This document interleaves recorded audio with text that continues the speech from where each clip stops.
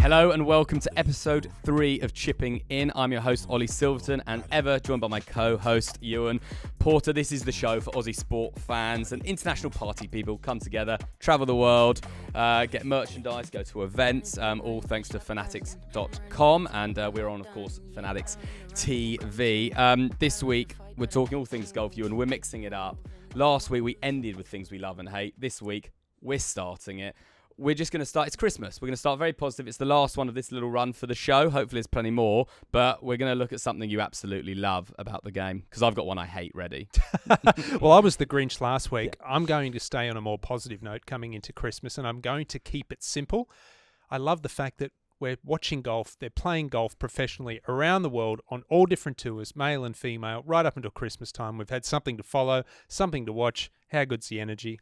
Love the game. Love golf. That's actually true. That the amount they bloody play. I remember when I was working on the tour, and there was always that joke after Dubai, the DP World Tour Championship. They're like, we were going to do a piece on what you do in the off season, because the off season's about 7 hours, and then it's like you get on a plane and go on Monday. Yeah, well, it's interesting because back in the day, there's been a bit of conjecture around that recently, and we've seen the PGA Tour shake up their schedule going forward. That they used to finish their tour in August and September and have a proper off season. I think for a golfer, it is good to have those 3 months off, but as a fan, it's nice to be watching it all the time. Oh, absolutely. Get them out there. Wheel them out there. We're going to talk a lot about this week because if I was doing things I love, there are the different tournaments going on at the moment. We'll get onto that from the different formats, the guys and girls playing together, point system, all sorts we've got. There's lots of different events, Super Sixes, but I am going Grinchy, which isn't sort of my style normally. And it is bloody aim fucking point. Oh, no, I'm with you on that. Yeah. Putting, it is. I need you to explain it to me as well. And this is mainly for the amateurs as well, because it's absolutely sneaking into the amateur game where they're putting up 3 fingers and 2 fingers and standing down the green. So if you don't know, well, you're probably best to explain it. But essentially, to me, it looks like a bunch of lemons standing halfway towards the hole with their fingers in the air. Yeah. Well, let's be honest and keep it simple for the viewers out there. It is slowing up the game. It looks ridiculous. And it actually ties into something that we spoke about last week with a putting tip. And it was most elite golfers putted their best when they were kids because they didn't overanalyze, they didn't overthink, they stood over the ball, they looked at the hole and they just reacted. And to me, when you're over the ball, that's when you read the putt the best. That's when you see the putt the best. And get rid of aim point. I'm with you. In fact, I'm angry now. Yeah, no, we've changed it entirely.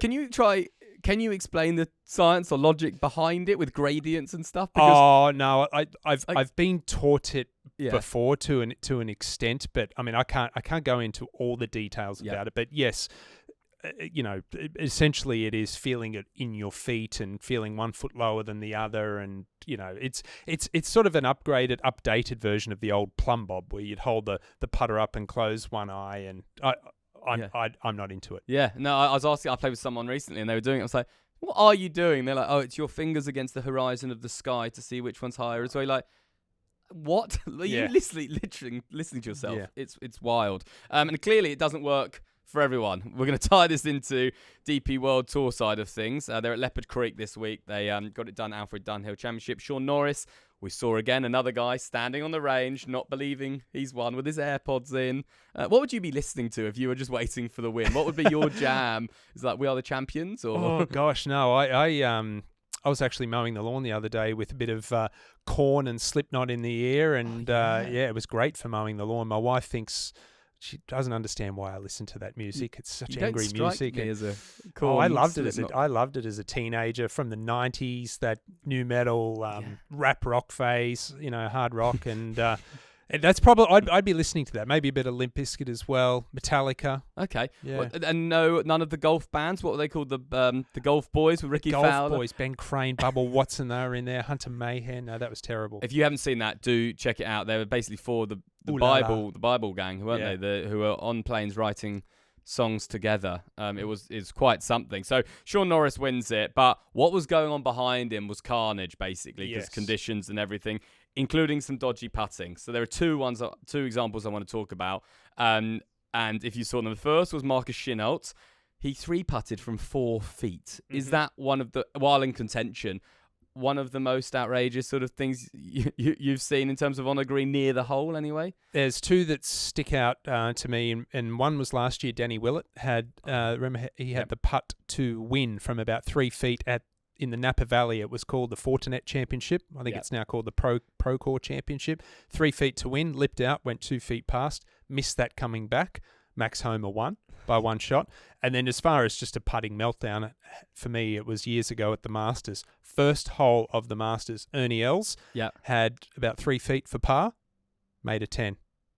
He six putted from 3 feet. It's on YouTube. Just type in Ernie Els putting, first thing that comes up, had millions of views.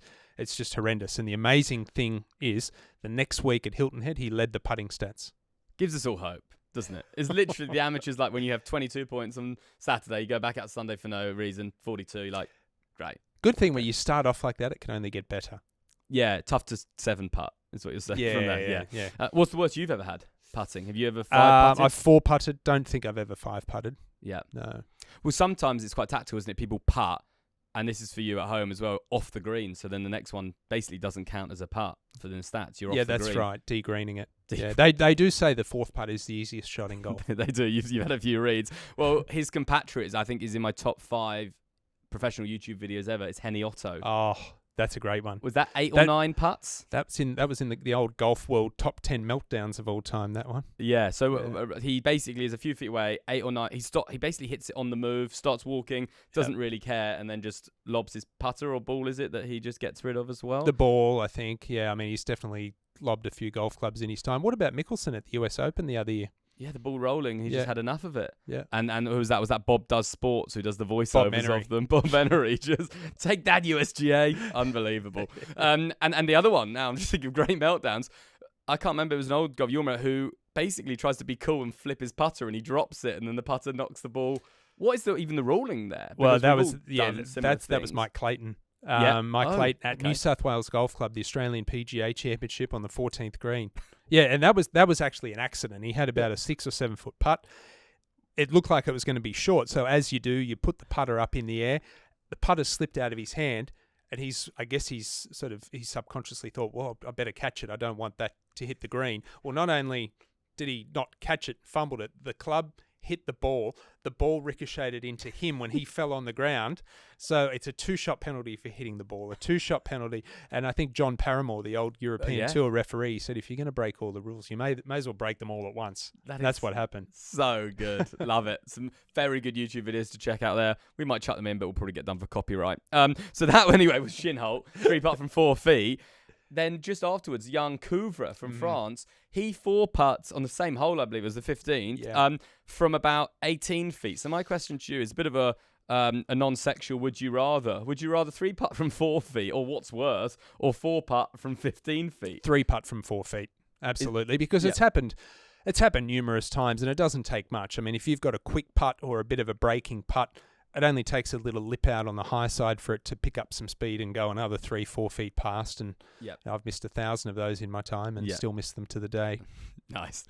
We're really talking on a positive Christmas note, just giving amateurs trembling thoughts over their 4-footers this weekend. I'm going to come in early with the tip this week because it's around putting. You spoke about when you're sort of younger and you have less thoughts, and that's a bit. But my question is, because there's 2 massive schools of thought here with putting, is what is the best approach for those 4, 5, 6 footers for the guys playing at home?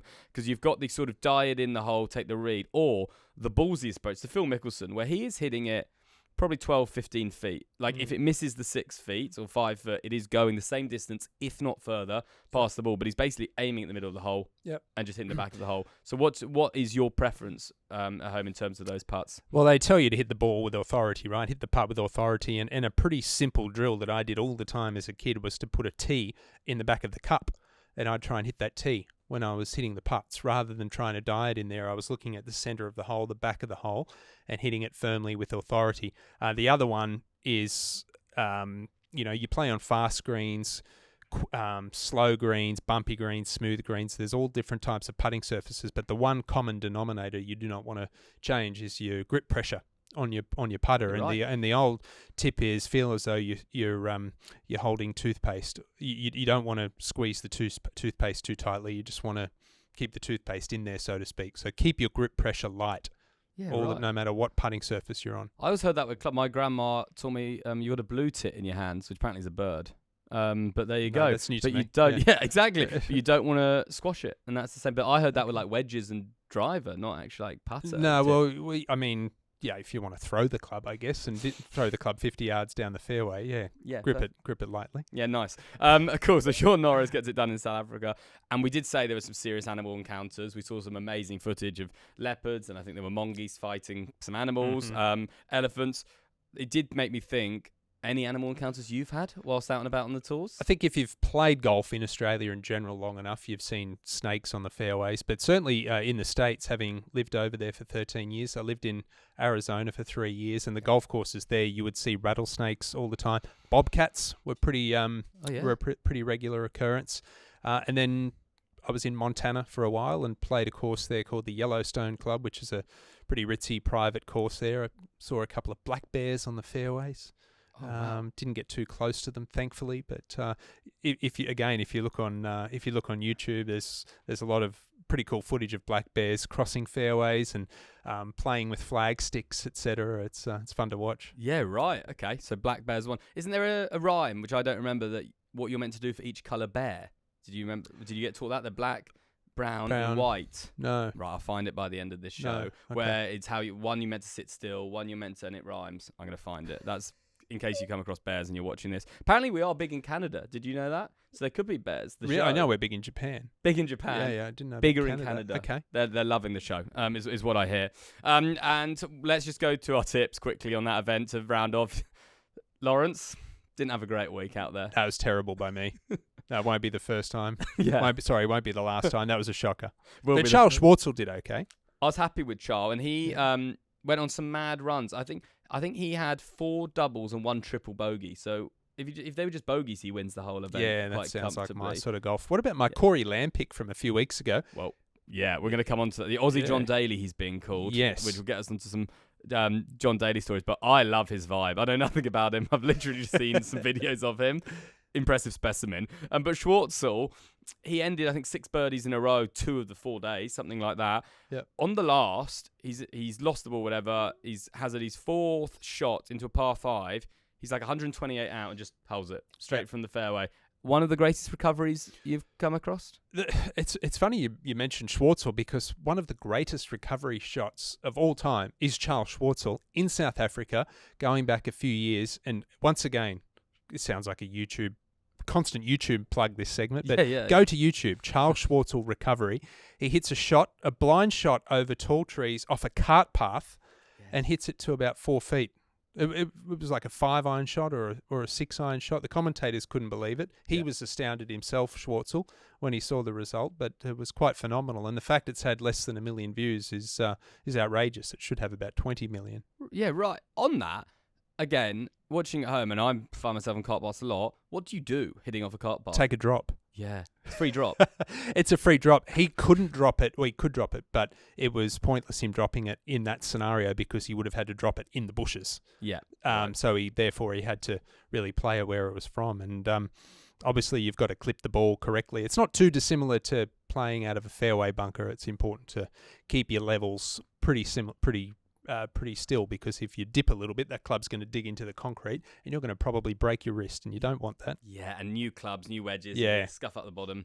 Okay, so basically just take a free drop. Take a free drop. And move on. Okay, love it. Well, that's DP World Tour. That moves over to Mauritius this week. At the end, we're going to get all your tips in one go, but you haven't been over, never got the call up, because I hear I think all the staff as well stay in an all-inclusive and basically have the best time before Christmas. Yeah, I mean, I'd be lying if I said I haven't tried to get a gig there last year and this year. I would love to. I know Marcel Seam and Nico Colsarts. Marcel Seam's living there in Mauritius now and represents the Heritage Golf Resort where it's being played. And Nico is now living in Dubai, but him and Marcel, best friends, and Nico's also an ambassador for the Heritage Resort as well. Oh, yes, and heated in sponsorship and those kind of things. Yeah, right. Do you think if he lives there for a few years, he can then, and we've seen this a few times with like Sabatini with Slovakia. Slovakia. Do you think he can jump over Mauritius and then play in the Olympics for them? Yeah, possibly. Do they have a second golfer? That may be the issue. I don't think so. No, but that's it. I love just changing nationality and going. It's been done a few times actually. Peter Karmas, a South African, he played the Greece. Played the World Cup for Greece in 2018. David Luderis, an Australian guy who I grew up playing junior golf with, had a couple of years on the PGA Tour. He, I think his background is Estonian, so he had the Estonian flag there for a while. It's a good way to play for a shitter nation, but do exactly basically.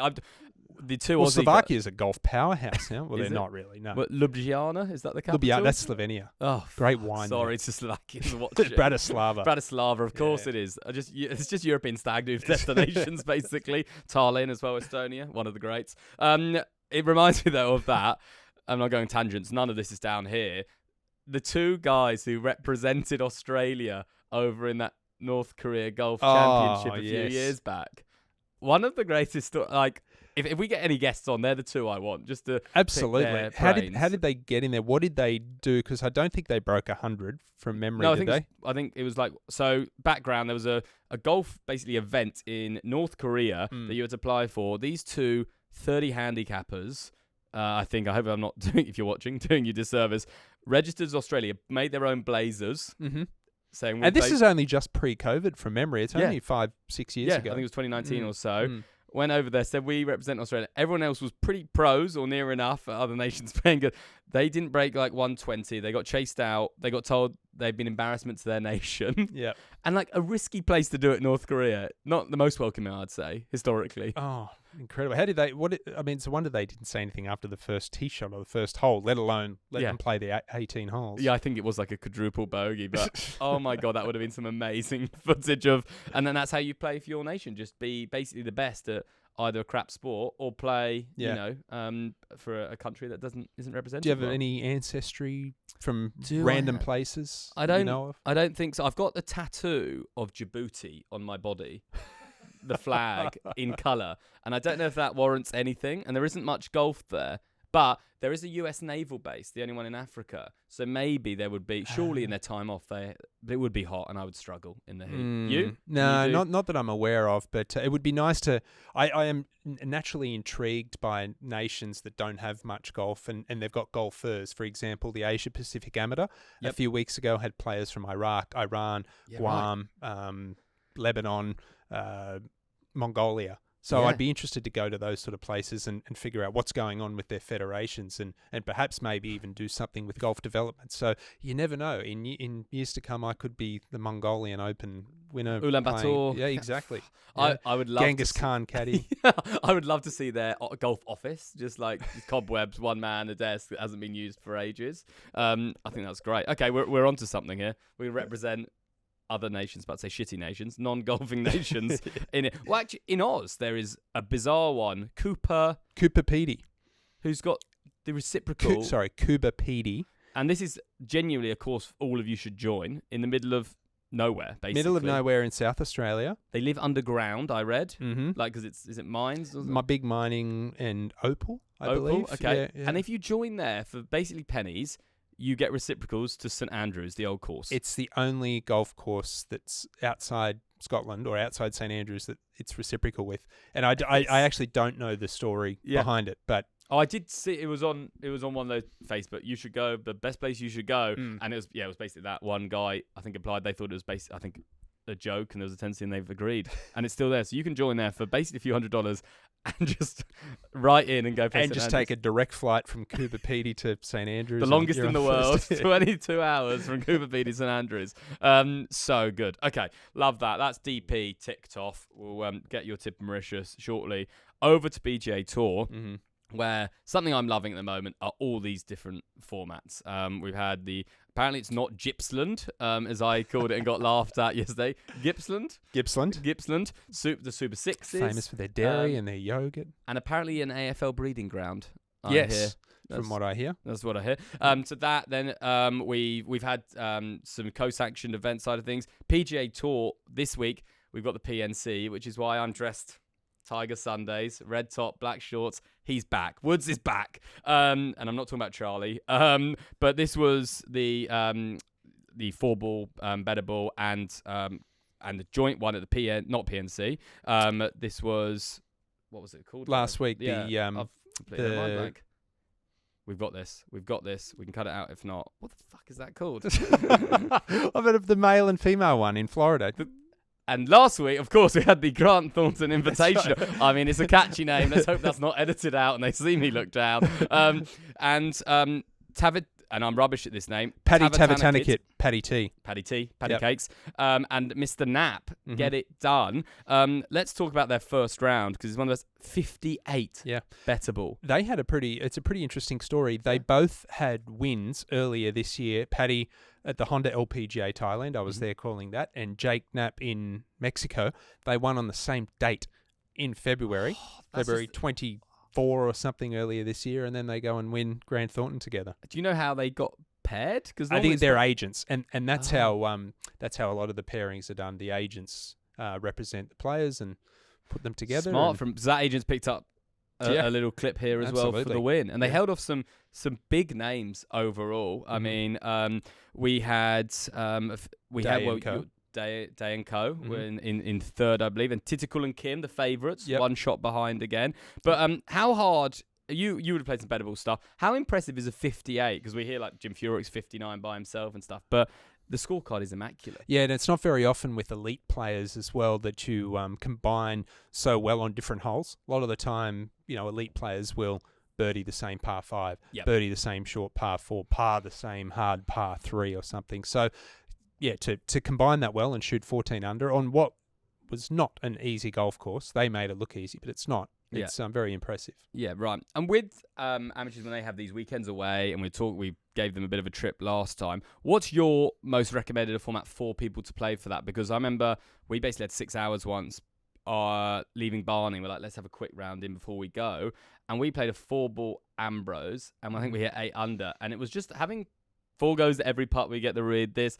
And if someone, the biggest hitter goes first and melts the drive, all 3, just the walk-off, I'm not even going to bother. Yeah. What would you recommend on a trip for guys or girls when they're going around as a way to sort of mix up the classic Stapleford? There's a couple. I mean, number one, if you want a quicker round, play foursomes where you only hit every second shot. But it's a good way to really it's a good way to really combine with your partner because you're relying on them every single time to hit a decent shot. There's always the, I'm sorry. Oh, no, don't say sorry. Oh, no, I really am sorry for hitting you there. We ban sorry. No one needs to do it. Yeah. I love foursomes. And then the other one is we used to play this format regularly in the Pro-Ams on a Wednesday at a tour event, and that's the Shamble format. In fact, I played it a few weeks ago down at the Australian Open Pro-Am, but everyone tees off. You take the best tee shot, and then you play your own ball from there. Okay. So you play off your same handicap, and it's so beneficial. If you've got a 27 marker in the group, and you play a short par 4, and you knock it on the green, and you've got an eagle putt, and he's got 2 shots on the hole, all of a sudden he rolls that in. It's a net 0 on a par 4. How good. So what's better than a hole-in-one? Yeah. It's a condor, isn't it? A hole-in-one on a par 5 or 4 under par on the That's that one what it is? hole. I think it's a condor. Do you say albatross or double eagle? No, never. Double eagle's American. It is. It's shocking, albatross, isn't it? Yeah. Like, have a different bird. Okay. Well, you said a 10 on a par 5 was a double par last week. And an 8 on a 4, 6 on a 3. That's right. It just glorifies it a little bit. Yeah. No, exactly. Okay, cool. So that's the favourite format overall to play and mix up because they are DP World Tour at the moment doing quite a good series where they're playing worst ball. They're putting the partners together, and then you have to keep going back. Well, that's something that I know when I was coming through in the junior state teams and the state amateur teams, the coach used to send us out when you're at your home club, go and play 9 holes by yourself, play 2-ball worst ball. So you hit 2 balls every time and you take the worst shot. And out of all the times I did it, I don't think I ever finished 9 holes. I gave up after a few and said, this is ridiculous. Because you could hit a beautiful tee shot, then you'll hit the next one out of bounds. Yeah. Then you got to do it all again. It's it's brutal. Yeah, right. I remember reading Rory once hit 2 under, I think, worst ball. That's insane. That is just nuts. Obviously, do not do that unless you're off scratch, because people behind you will be getting seriously pissed off. Yeah, nice. Okay, well, this week we've got another slightly different thing. It's the PNC Championship. I was going to say father-son, but there's father-son, father-daughter, mother-son, grandfather, grandson, all being represented here with Gary Player, Annika Sorenstam, and a few others. But the main story, Tiger is back after 7,402 surgeries, roughly, around his body. A little more than that, actually. A little more. Yeah. I missed the last few. Yeah. He's back with young Charlie. Are you like everyone else? You just get so excited when you see him? Like, do you always think he's back, or do you think he's done, or how does it sort of sit, the whole Tiger thing with you? Because everyone's got a different thought. Or on it. even to the day, still excited to see him come back. I think I think it's worn off a little bit. The shine of it all has just worn off a little bit. And he's getting older. I mean, he's not that far off 50 now. I think it's end of next year. Will he Champions Tour? I think he will. Do you? Yeah, I think he will. I think the poor old 60-year-olds watching him rock up. I think the fact that he can take a cart legally there will be beneficial. Yeah. But we did see footage of him last week for the upcoming TGL series, the indoor series, hitting a golf ball inside the dome, and his swing looked pretty good. I mean, I even think the last couple of years his swing has looked pretty good, but he just doesn't have the reps. He's playing 4 times a year. Yeah. Other players are playing 20, 25 times a year. It's impossible to be competitive, with the lack of golf under your belt. But yeah, I'm excited. Charlie, Charlie's just almost a victim of his father's success because Charlie is very, very good, but he's not the best. He's not the best 16-year-old in the state of Florida, far from it. Yeah. But he's still very, very good. He played the US Junior a few months ago. So the expectations, I think, are probably a little bit unrealistic around Charlie and his game and his future. But the main thing is, at the end of the day, that he loves the game and he enjoys being with his dad, and I'm sure he does. So they're winning. Yeah, he does. I mean, Charlie Woods, regardless of that, is winning. Charlie could not play golf and he's winning. I loved it when they did was it last year with Justin Thomas, the smack talk, when he's just like, go get that. And he's picking his dad. Yeah. And he's got all the mannerisms in the club 12. I think same as me. Well, I might be one of Tiger's sons given his past, but the red shirt and black shorts, who knows? But the pairing most people going for are the favourites. It's the Dalys. Yes, and it's intriguing watching those two play. Little John, who's not so little, college golfer at Arkansas. He is a heck of a player. Yeah, he is a really, really good player. And then the old man can still play. I mean, the golf swing only goes back to parallel now. Yeah, he doesn't warm up. His warm up consists of a Diet Coke and a cigarette.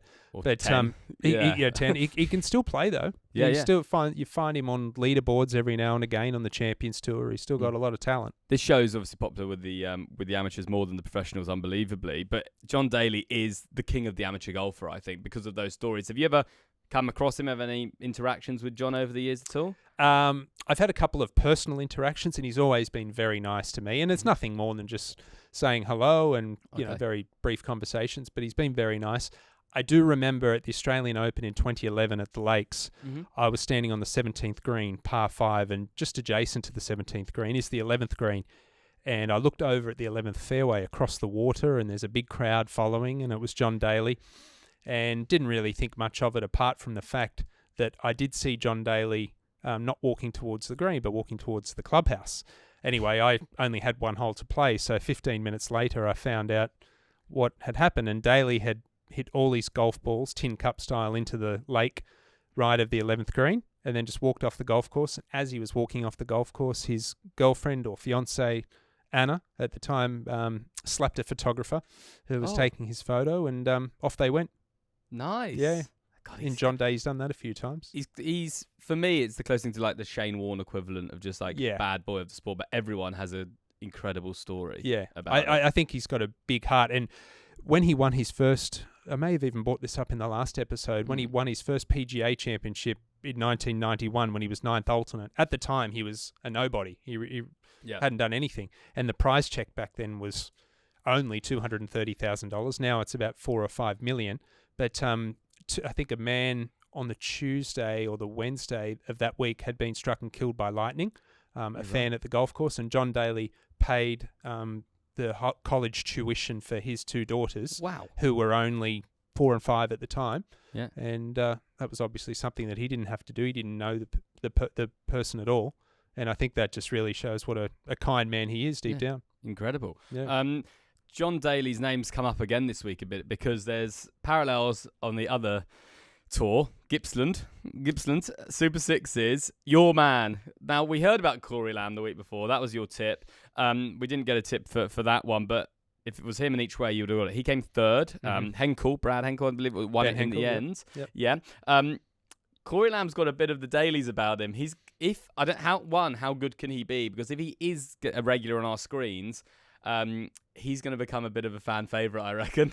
He's riding a hot wave of form. He's a laid-back character from the Hunter Valley in New South Wales. He was runner-up to Lucas Herbert alongside Cam Smith at the New South Wales Open, hence why I picked him for the Vic PGA. And I think he was 6th or 7th there, but he was 2nd with 2 holes to play. 3rd last week, made the cut in the 2 DP events out here. He's got a lot of game, and he's riding a hot wave of form. You got to think the way he's trending, a win's not far off. Yeah, absolutely. If you haven't seen him, check him out because it's an interesting swing and just it reminds me a bit of also Kiradek Happy Barnarat back in the day. It's very much Kiradek. It's more Kiradek than Daly. Yes. But I like the Daly comparisons. Yeah, no, Kiradek's one of my favourite stories actually from the tour where Kiradek quite a... I'm sure if you like golf, you would have seen him. He won a few times, obviously. A bigger set gentleman from Thailand who at 8 a.m. in Dubai, we were doing like a little piece of camera with a player. He walks in the background, I'm like, sorry, Kira, do you mind? And it's at 8:02 in Dubai. He's got 2.99 flakes with cones, ice creams in the background. And then someone goes up to him like, oh, it's an interesting breakfast. He's like, yeah, whatever, basically. And he's got Zinger as his sponsor. Yeah. And he's like, oh, it must be cool having beer sponsor, alcohol, you can have whatever you want. He goes, I don't like alcohol. And the person, what do you like? And he just goes, smoking and sex. And then just walks off. Thanks, Kiradek, for that lovely thing. And like, what a character. Spends all his money on shoes and fast cars.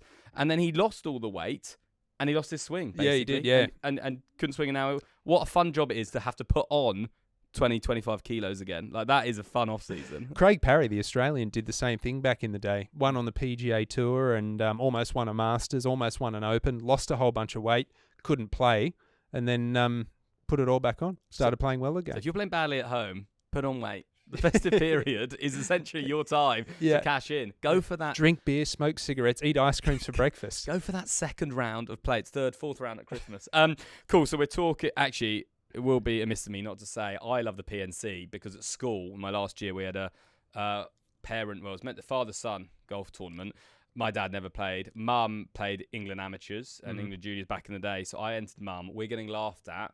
We win by 4 shots, 7-6. And you can imagine the dads around there fuming. And it's the only golf event I've ever won in my life. Your mum's shoulders must have been pretty heavy at the end. She did a lot of the lifting. It was our own ball and we didn't take mine once. But she was like the PNC. So that's the event we watched. So we're like, could have been us. We're just 20 shots off, 20 to 25 shots your off. Poor mum. I know. Another young Aussie golfer who's doing well, we've spoken about, has been trending a bit, David McIlory, with a 59 on Peninsula Kingswood South. I was there a few weeks ago. Amazing. The North particularly incredible. I love. But with the 59, he hits it, and the ball is still 5 feet away when he starts celebrating and sort of the walk in. In the amateur game, how funny and good is the walk-in, the premature, we talked about early crow last week, celebration. Were you ever someone who did this? I wasn't, because I was always aware that you could look like a fool, but I do have one memory that stands out from being a little too overly eager, and that was the 16th green, final round, Royal Sydney 2008 Australian Open. I'd hit driver, had about a 25-foot eagle putt to get within one of the lead, and... It was in, 2 feet out. I'm walking, putters in the air, ready to fist pump. Plenty of people around the green and actually didn't even really go close in the end. And I just looked like a clown. But no, I made the birdie, but I 3-putted the last hole in front of everyone. So the one try, that's enough to put you off doing it, isn't it? Yeah, basically? It is. Yeah. You're like, we'll not be doing that again. Yeah. I played, and we spoke about this, the wedding. And actually, my brother-in-law has said it was the 4th attempt, that bucket shot. I got the full story, by the way. Wow. So we were up there this weekend. So if he said 4th, it was probably, 10th? Bit of Mayo. 11th? Yeah, exactly. Yeah. So we went up there, and then... And everyone has done this with their partner. We, on his wedding day, we had the most elaborate lie that we were going off for pickleball, which basically apparently that was allowed because it took shorter time than golf. So the night before, golf clubs were hidden around the back. He had to come pick myself up and my girlfriend round, put all our bags in the car. This was the slickest operation that we weren't allowed to play golf. We played up in Tevan, and if you're up that way, Just outside Byron Bay, 20 minutes inland. Yeah. Zoysia grass, the only one I think in Oz, potentially. It was at the time when it was built, a few years ago. Yeah, so Kurt Zuber does this. Such a fun round. We did this and basically had to lie the whole way. So Maddie is Googling the rules of pickleball because she thinks we'll get quizzed on the way back. We have to throw distractions reactions, because we basically played this round of golf when it was very much banned, and like a lot of suffering golf widows, my sister would have lost it. And no one knew until the speech I gave MC later that night when I said, they're a great couple, and I love her patience. She even lets him play on his wedding day. And she was like, I beg your pardon. And you just see the room go silent as everyone thinks we played pickleball for an hour. And he just got 2 into the last. Like, Ollie's got a great forehand, and he learnt the terms, the kitchen. Mm-hmm. But I mention this because on the 8th, and this is meant to be, it isn't meant to be a humble brag, but it is. I hold a 25-footer and I smash it. It's going 40 foot. It's de-greening. Yeah. Hits, and the guy I'm playing with, he listens, Luke Bray, big fan of the show. I walk it in and just the little subtle left eye wink, and he is the nicest man in the world. He goes, don't you ever wink at me again. that is I don't blame him. No, I know, and it was such a knob move for me. But yeah, 2 on 8, and then we parred the last to take it off the hands. Brilliant Again. finishing hole. This is not on script at No. all, but great finishing holes of golf. That's got to be one of them. As far as the view from both from the tee and the clubhouse overlooking that green. Yeah, that's awesome. It's even, and it's sort of uphill, 165, 2-tier green. But if you've you got don't this reach huge bank behind it. The ball just feeds back down. Could make a hole in one. Yeah, my brother-in-law's brother called it El Diablo, and he shot a 15. So that's what you have to beat. Okay. If you played even, and I think 4 times just rolled back to his feet. Yeah. You know on Shot Tracker when it's like shot 2 -1 yard, when it literally goes back past you, that's what it would happen. But yeah, that just seemed like a massive Teven plug, but it is a really fun place to play. Absolutely, basically. Yeah. So that was the wedding day tangent. Now we're going to move into some news because there has been some this week. First, what are your thoughts on, and it's already causing tension, US Ryder Cup players getting paid to do it? Yes. Oh, gosh, interesting one. When you say it like that, hate it. Absolutely hate it. You know, the Europeans have never questioned it.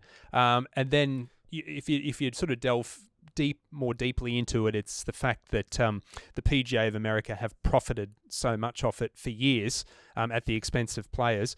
And then you hear Tiger's quotes a few weeks ago saying that the players will be utilising the stipend, whatever the figure is, 200, 500 grand, to give to their favourite charity. Yep.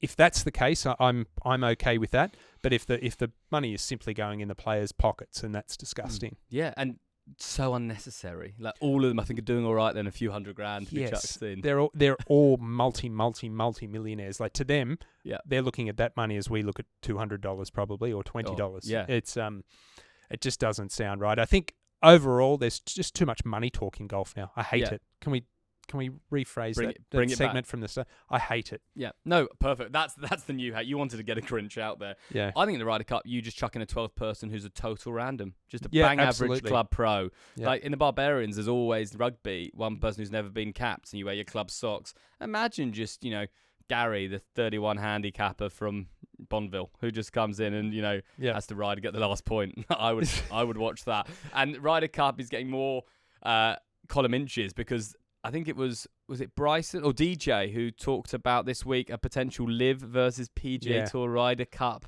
format game. Is that something you would watch? Yeah, I think so. Yeah? Because there is, I think there's genuine a disdain for players that went over to LIV from the PGA Tour.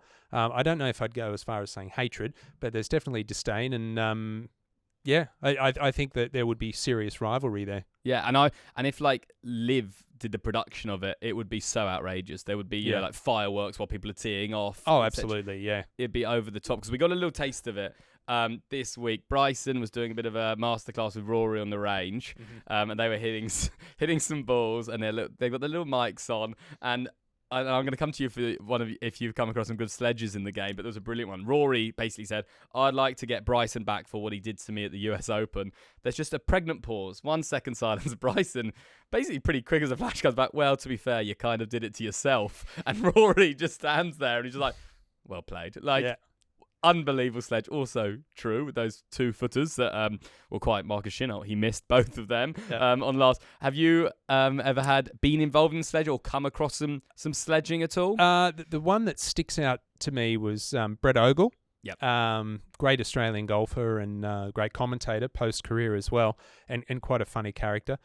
Towards the beginning of his career, he was playing the Australian Open at the Australian in 1990, and it actually turned out to be the infamous day where he hit a golf ball into the tree. The ball came back. The tree came back. It almost did. How hard he hit it. Hit his knee, and he was out of golf for 6 months. He went down for the count. The ball broke his kneecap.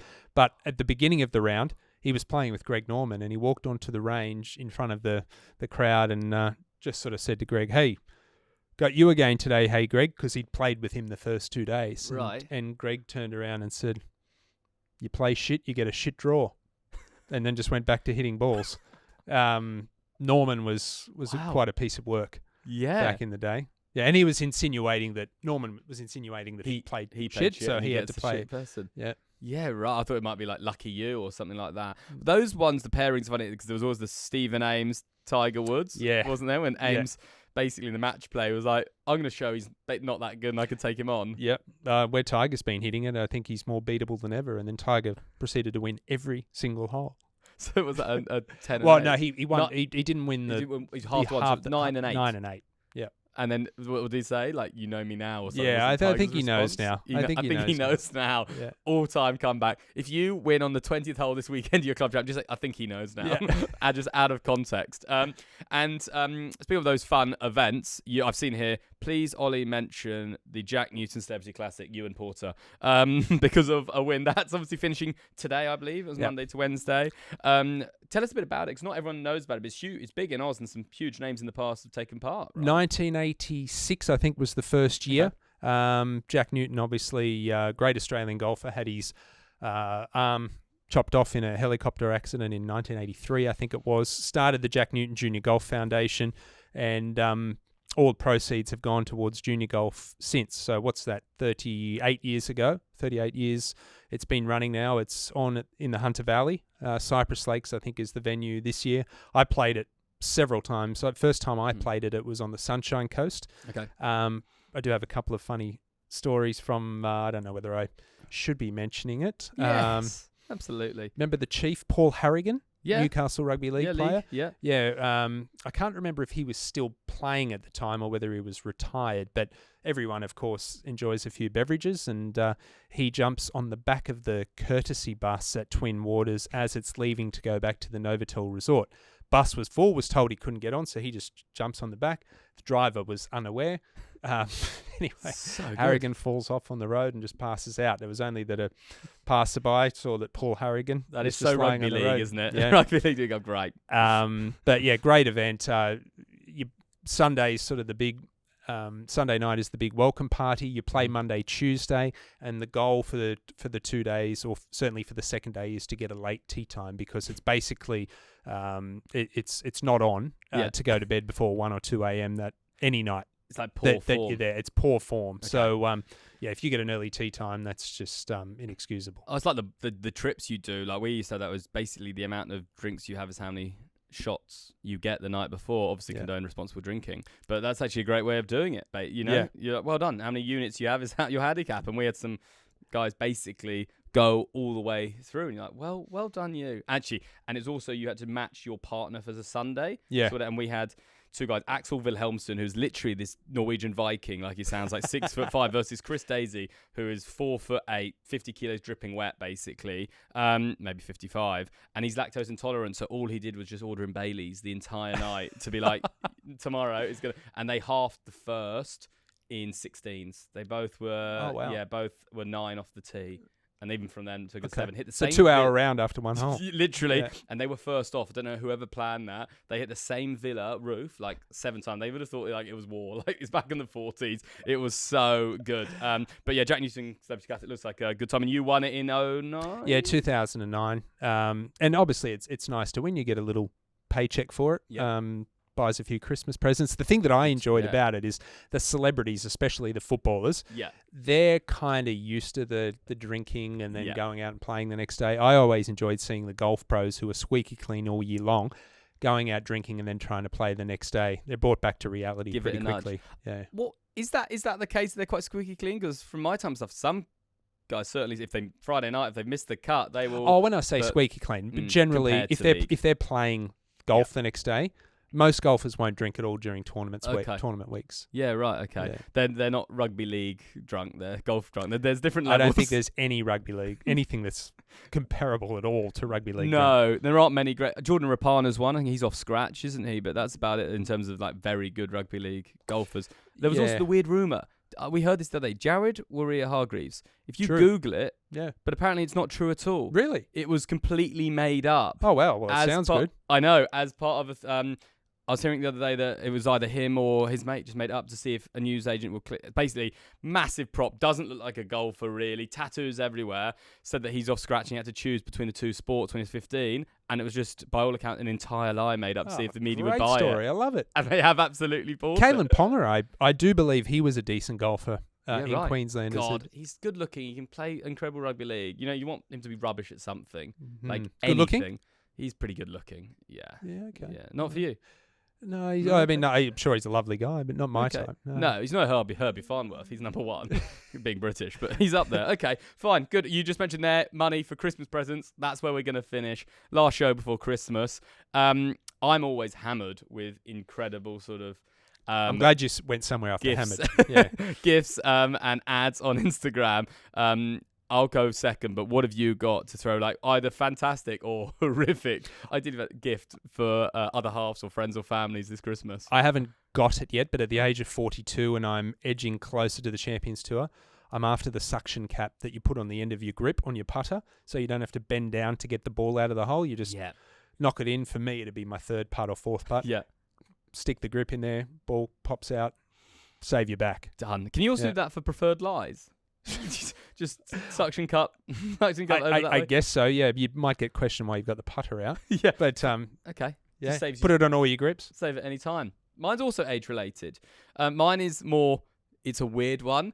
I got, and I don't know what this says about me. What's it called? The U Club, I believe it's called, where it's basically a club that looks like a golf club, but it opens up and it's a peeing device. And I've never what for urinating. If you don't want to go all the way to the bushes, you can just do it on the fairway, and it's an empty shaft that you just... You've not seen this? No, I haven't. Yeah. And I'm guessing that's why the U? Yes. Exactly right. Yeah. And that is it. And now I weirdly had it like 3 times in a week, and I'm like, what are they suggesting here? But that's got to be an age thing as well, and I've never seen it used, and I don't think I have anyway. And just, whoever's come up with that, I want to know where that has come The rating from. for this show's just gone from 15 plus to 18 plus. Yeah, well, I feel like that's fine, but here we go. Urinating Golf Club. I'm going to give them a plug, they need it. Let's do a club you pee into. Euro Club Portable. Interesting. Yeah, it's called the Euro Club, and it's peeing on the golf course. I won't do the video, but we can put Where do you hold it? Well, you cover, and it comes with a towel to cover your modesty over the top as well. That's interesting. It is good, isn't it? Yeah. Yeah, it is good. So there you go. That's the gift. Just remember that I'm guessing there's a lid or something for the top of the grip. Yes, I think there's a lid. Yeah, I hope you so. don't put it upside down again, and it's done. But yeah, that is my Christmas gift to your grandparents. That's what I'm going to give to your grandpa. That would be my tip. Okay. Because as you get older, you know. Yeah. And I actually ad-libbing it going. Side note, something slightly more serious. I am playing on the 6th of January, 72 holes in a day. The longest day. The longest day. I'm doing it a bit later because I couldn't do the official one. For a good friend of mine who's going through tough times, I might need it so I get through the holes because it's like a 13-hour day. Mm-hmm. And Eleanor, up and down. It's over a Where are you doing it? At Eleonora. And you're walking. Yeah. I know. Holy smokes. I know. 42.5 Ks. Is that what it is? It's a marathon. It's a genuine marathon. Because a friend of mine did it yesterday at Antle Park, just southwest of Sydney, and it was over 40 degrees. Oh, and I think it was 56 or 57,000 steps. Yeah, for the day. I don't say I'm not excited because I say it's for a great cause to help a family out. But dreadful. Have you ever done anything like it? The amount of holes played in a day? No. I mean, I've wanted to do the longest day the last couple of years, but just haven't got around to it. But I mean, it's a great cause. So yeah. And in England, it's 100 holes. Is it? Because they can go light to 11 p.m. Yeah. But 72. Oh wow. Not excited, but I'm going to get myself a Euro Club just so I can just play. You got anyone else on standby? Any paramedics or nothing? Anything? No. Just a pair of socks. Change of socks. Make sure they're not black. That's it.